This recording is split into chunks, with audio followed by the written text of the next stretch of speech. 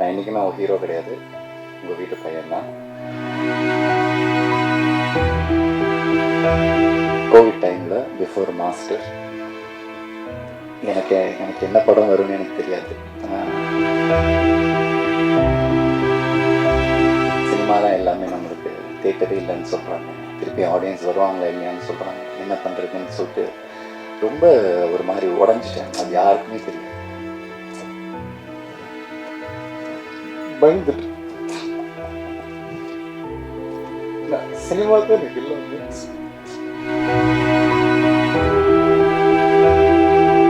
நம்மள தேட்டருக்கு பண்ணா எனக்கு சம்பளமே வேணாம், நான் பண்ணுறேன், நான் நடிக்கணும், ஆடியன்ஸ் என்டர்டெயின் பண்ணணும், தேட்டருக்கு போகலாம் நான் சொன்னேன்.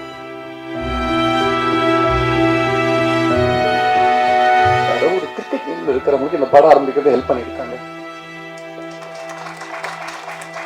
That is the power of cinema. மாலை நேரத்தில் இங்கே வந்திருக்கக்கூடிய அனைவருக்கும் எனது நெஞ்சார்ந்த நன்றியை தெரிவித்துக் கொள்கிறேன். அமிகோ கேரேஜ் இந்த படத்தினுடைய இயக்குனர் என்னுடைய மகன். அமிகோ கேரேஜ்னும் போது முதல் கேட்டேன், அமிகோன்னு என்னப்பா? எங்கள் ஃப்ரெண்ட்ஸ் எல்லாம் கேட்குறாங்க, என்ன அதுக்கு அர்த்தம்? அமிகோ அப்படின்னா ஃப்ரெண்ட்ஸ்ப்பா, நண்பர்கள் அப்படின்ற வார்த்தை. என்ன நான் ஒருத்தர் சொல்லும்போது அது விளக்கம் சொல்லுவேன். ஏன்னா உங்கள் பையன் அமிகோ கேரேஜ் படம் எடுத்துருக்கேன், என்ன சார் அர்த்தம்னு கேட்கும்போது, ஏன்னா ஒரு டீச்சராக இருந்தேன், நான் ஆசிரியர் இருந்ததுனால அந்த விளக்கத்தை கேட்டு நம்ம சொல்லணுன்றதுனால. அதே போல் இந்த படத்தினால பார்த்தீங்கன்னா, இந்த படத்தில் என்னுடைய கதாநாயகன் மகேந்திரன் வந்து பார்த்தீங்கன்னா, அவர் வந்து இந்த படத்தில் ஒரு கதாநாயகன் அறிமுகம் ஆனார். ஆனால் எங்கள் குடும்பத்தில் ஒருத்தர் ஆகிட்டார். இந்த படம் முடியறதுக்குள்ளே எங்கள் குடும்பத்தில் ஒருத்தர் ஆகிட்டார். அதாவது எங்கள் வீட்டில் வந்து உரிமையாக சமையலில் உட்காந்து சாப்பிட்ற அளவுக்கு உரிமையை வந்துட்டார். அதே மாதிரி ஜிஎம் அவர், அடுத்தது நம்ம முரளி, இந்த படத்தில் நடிச்ச இல்லை, அதாவது ஒவ்வொருத்தரை சொல்லணும்னா கூட இந்த விஜய் சோலைமுத்து நிறைய வந்து பார்த்திங்கன்னா, இவங்க வந்து இந்த படத்தின் மூலமாக வந்து ஒரு நடிகர்களாக ஒரு கலைஞர்களாக அறிமுகம் பிறகு கூட என்னுடைய குடும்பத்தினுடைய உறுப்பினர் ஆகிட்டாங்க எல்லாரும். இன்றைக்கி மை வந்ததுன்னு உடனே அங்கிள் எப்படி இருக்கீங்க, நல்லா இருக்கீங்களான்னு, அதாவது இந்த திரைப்படத்தின் மூலமாக எனக்கு நல்ல உறவுகள் கிடச்சிருக்காங்க. அதுதான் ரொம்ப உண்மையிலே.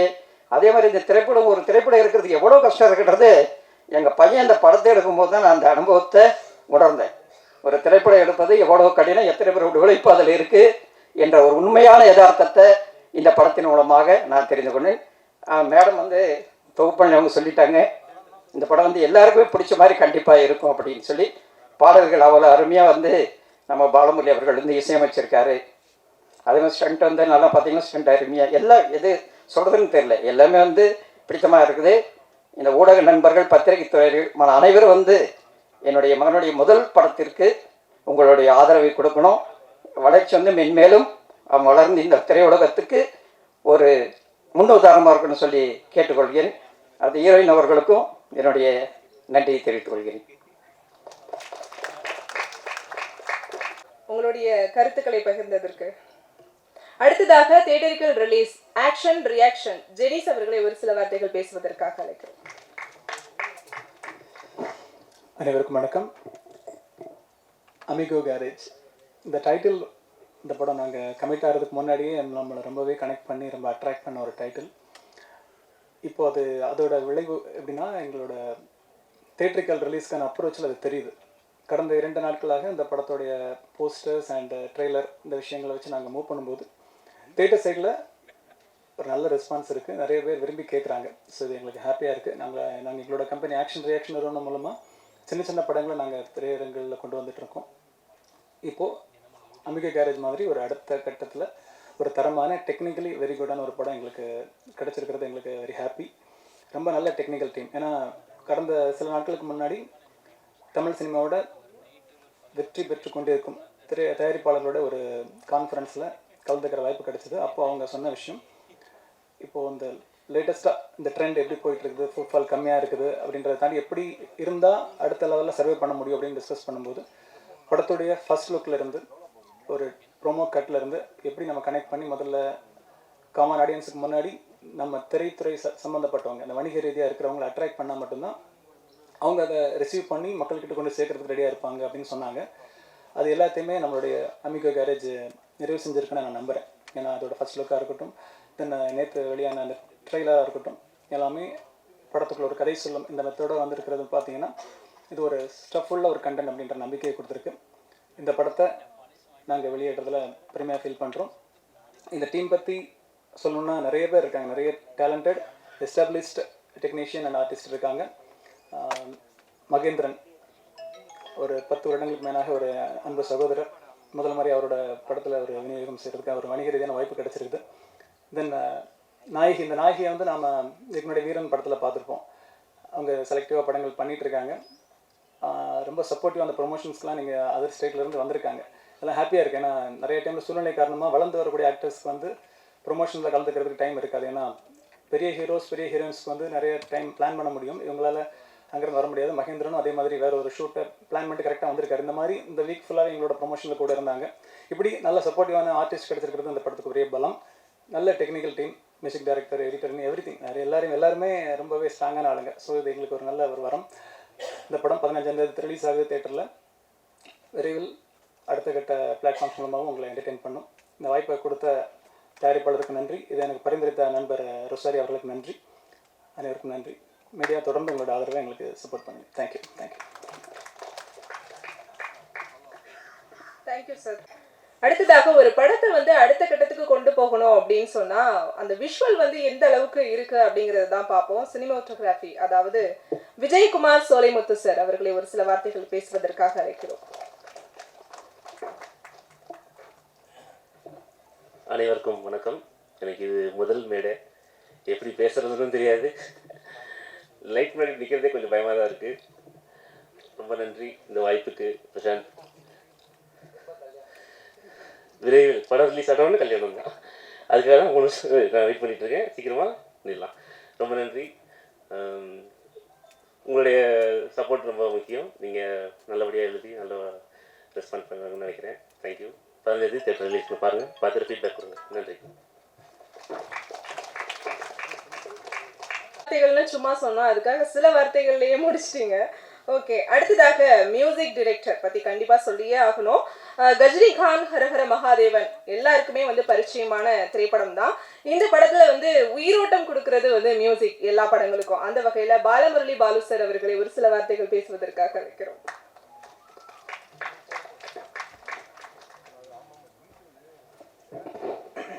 எல்லாருக்கும் வணக்கம். மகி வந்து ஃபஸ்ட்டு என்னோட தம்பி மாதிரி ஆனால் தம்பி. ஸோ மகி தான் வந்து ஃபர்ஸ்ட்டு ஒரு நாள் கால் பண்ணி, ஆனால் ஒரு படம் இருக்குது, ஃபர்ஸ்ட் டைம் டைரக்டர், கதை சூப்பராக இருக்குது, நீங்கள் தான் பண்ணோம் அப்படின்னு சொன்னப்போ என் தம்பிக்கு நான் பண்ணாமல் யார் பண்ணுறதுன்ட்டு உள்ளே இறங்கினேன். ஸோ ஒரு தம்பியால் இந்த படம் கிடச்சிது. இந்த படத்தினால பிரசாந்த்னு ஒரு தம்பி எனக்கு கிடச்சான். ஸோ அண்ட் முரளி சார் வந்து ஹி வாஸ் ஸோ கைண்ட். படம் ஒர்க் பண்ணுறதை தாண்டி வந்து நாங்கள் வெளியில் போயிட்டு சாப்பிட்டது தான் அதிகம், ஆல் ரெஸ்டாரண்ட்ஸ் இன் சென்னை. ஸோ ஃபன்னாக இருந்துச்சு இந்த படம் ஒர்க் பண்ணுறது. பேசிக்கலி பிரசாந்த் வந்து அவரே வந்து ஒரு மியூசிஷியன், அதனால் வந்து எனக்கு வந்து இதில் இந்த பாட்டிலலாம் ஒர்க் பண்ணுறது வந்து ரொம்ப மியூசிக்கலி ரொம்ப ஈஸியாக இருந்துச்சு. இது வரைக்கும் நான் பண்ண படத்துலேயே எல்லா பாட்டும் வந்து ஃபஸ்ட் டியூன்லேயே அப்ரூவ் ஆனதுன்னா வந்து அது இதுதான், இந்த படம் தான்.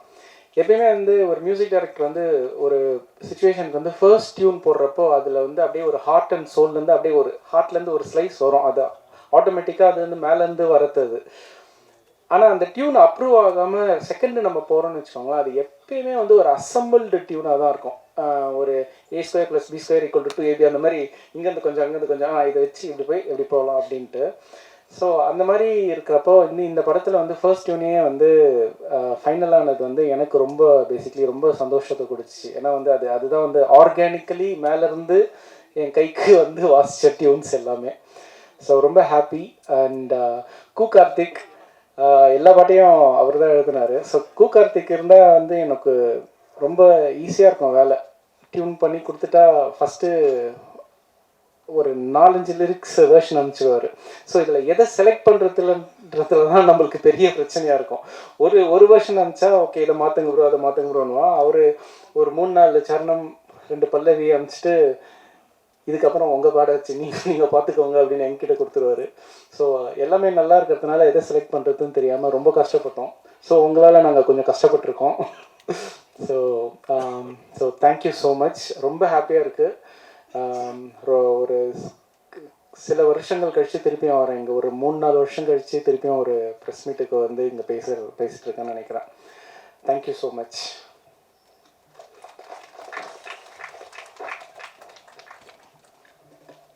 அடுத்ததாக art director Sriman Balaji sir அவர்களை ஒரு சில வார்த்தைகள் பேசுவதற்காக. ஓகே, அவங்க வந்து எகைன் ஜாயின் பண்ணிக்குவாங்க. அடுத்ததா ஸ்டன் மாஸ்டர் டான் அசோக் அவர்களை மேடைக்கு அழைக்கிறோம். அவருக்கு இன்ட்ரோ கொடுக்கணும்னு அவசியமே இல்லை. சிங்கம், அநீதி அப்படின்னு சொல்லி அடுத்தடுத்து பயங்கரமான ஹிட் படங்களை கொடுத்தவர் தான் அவரும். ஒரு சில வார்த்தைகள் சார். தேங்க்யூ. எல்லாம் சொல்லிட்டீங்க. எல்லாருக்கும் வணக்கம். வந்திருக்கும் மீடியா, அப்புறம் மேடையில் உட்காந்துருக்கோம் ஆல் டெக்னீஷியன் அண்ட் ஆர்டிஸ்ட் எல்லாருக்கும் என்னோடய வணக்கத்தை சொல்லிக்கிறேன். அமிகோ கேரேஜ் பற்றி சொல்லணுன்னா நிறைய சொல்லணும், எக்கச்சக்கமாக இருக்குது. ஆனால் அதுக்குள்ளே டைம் காலைல 6 மணி ஆகிடும்னு நினைக்கிறேன். நான் சீக்கிரமாக முடிச்சுக்கிறேன், சரிங்களா? அமிகோ கேரேஜ் பார்த்தீங்க, ட்ரைலர் பார்த்தீங்க, ப்ளஸ் சாங்ஸ் எல்லாமே பார்த்துருக்கீங்க. ரொம்ப அழகாக வந்திருக்கு.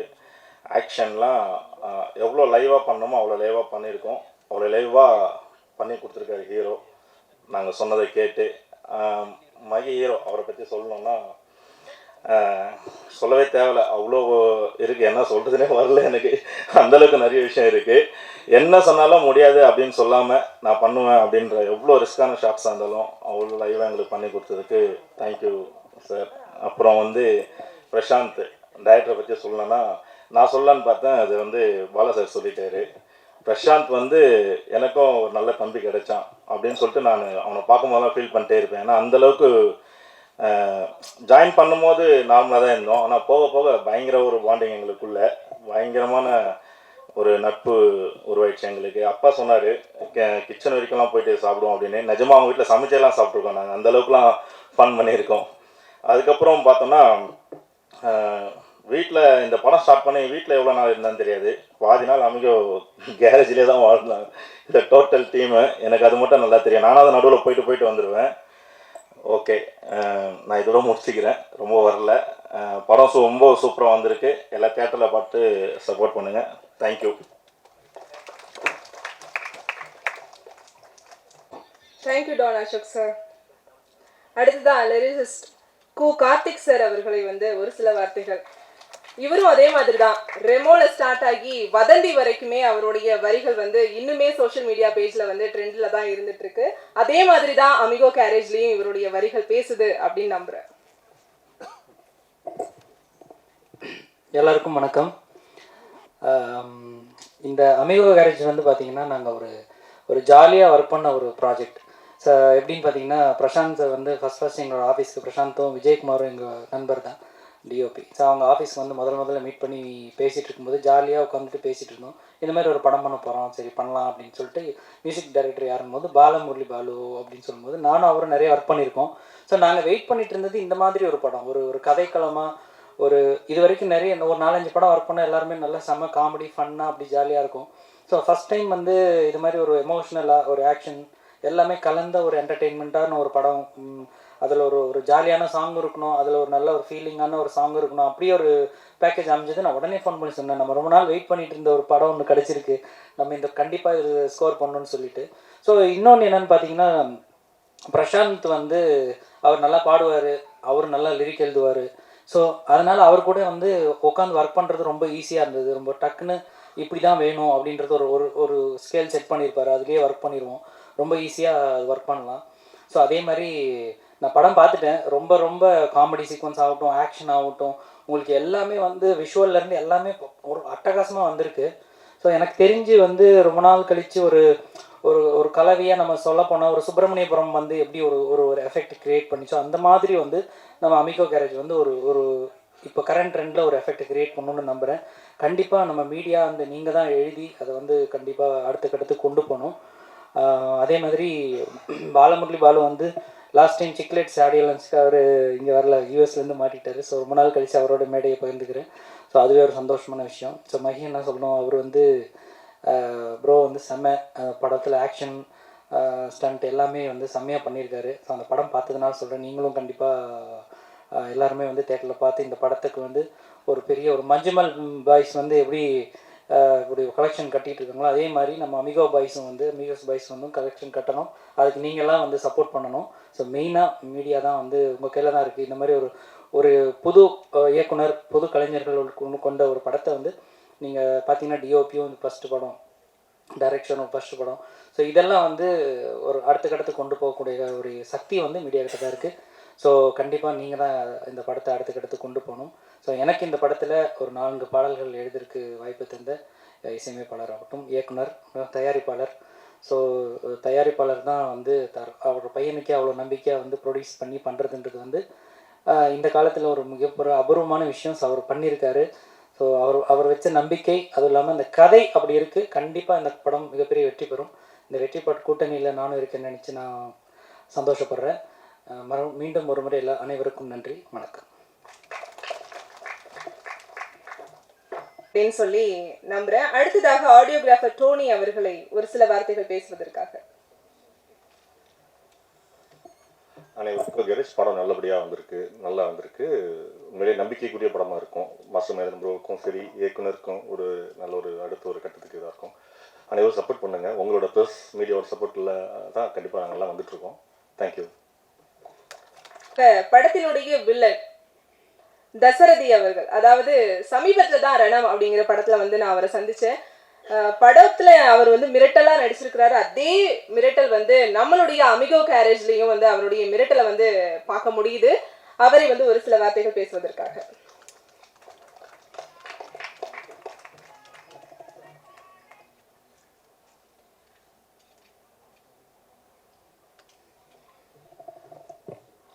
எல்லாருக்கும் வணக்கம். இது என்னோடய ஃபஸ்ட்டு மேடை. பிரசாந்த் லைஃப்பில் எல்லாருக்குமே ஒரு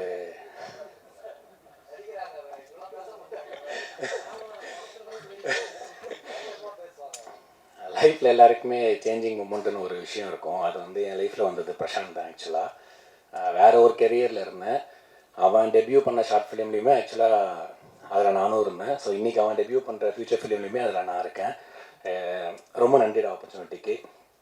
அண்ட் விஜய், ஸோ எல்லாருமே இங்கே ஃப்ரெண்ட்ஸ் ஆக்சுவலாக. ஸோ மகி, விஜய், அசோக் அண்ணா, சக்தி, ஸோ அப்பா, முரளி அண்ணா, ஜினிஷ் அண்ணா, ஸோ எல்லாருமே பார்த்தீங்கன்னா ஒரு கிட்டத்தட்ட ஒரு 8 to 9 years ஃப்ரெண்ட்ஸாக தான் இருக்கும். ஸோ இது எல்லாமே நண்பர்களாக சேர்ந்து பண்ண படம் தான். கண்டிப்பாக உங்கள் சப்போர்ட் தேவை. தேங்க்யூ.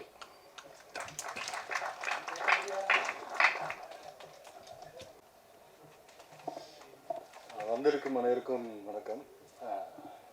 எல்லாம் ஸ்டார்ட் பண்ண தெரியல. என்னோட ஃபஸ்ட் படம் நடிக்கிறதுல. இந்த படத்துக்கு நான் ஆக்சுவலாக ப்ரொடக்ஷனில் இருந்தோம். V1 மர்டர் கேஸ்னு ஒரு படம் பண்ணோம். ஸோ அதில் ஒர்க் பண்ண சக்தி மூலமாக தான் எனக்கு பிரசாந்த் தெரியும். தம்பி வந்து பார்த்துட்டு ஒரு திடீர்னு கூப்பிட்டாப்புல, இந்த மாதிரி நீங்கள் பண்ணுறீங்களா? நான் சொன்னேன் எனக்கு நடிக்கிறாரா, நீங்கள் வாங்க பார்த்துக்கலாம் அப்படின்னாரு.